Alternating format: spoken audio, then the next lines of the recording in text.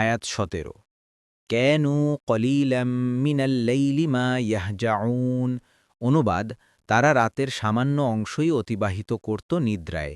১ তাফসির ইয়াহজাউন শব্দটি হুজু থেকে উদ্ভূত।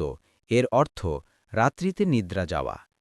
এখানে মুমিন মুত্তাকিদের এই গুণ বর্ণনা করা হয়েছে যে তারা আল্লাহ তাআলার ইবাদতে রাত্রি অতিবাহিত করে, কম নিদ্রা যায় এবং অধিক জাগ্রত থাকে।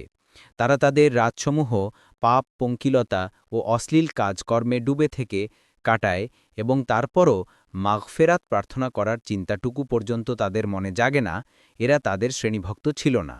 কোনো মুফাসসির বলেন, এখানে মা শব্দটি না বোধক অর্থ দেয় এবং আয়াতের অর্থ এই যে তারা রাত্রির অল্প অংশেও নিদ্রা যায় না এবং সেই অল্প অংশে সালাত, দোয়া ইত্যাদি ইবাদতে অতিবাহিত করে। এই অর্থের দিক দিয়ে যে ব্যক্তি রাত্রির শুরুতে অথবা শেষে অথবা মধ্যস্থলে যে কোনো অংশে ইবাদত করে নেয়, সে এই আয়াতের অন্তর্ভুক্ত। এই কারণেই আনাস রাদিয়াল্লাহু আনহু বলেন, যে ব্যক্তি মাগরিব ও এশার সালাতের মধ্যবর্তী সময়ে সালাত পড়ে সে এই আয়াতের অন্তর্ভুক্ত।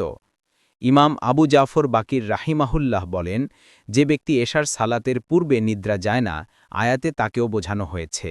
ইবনে কাসির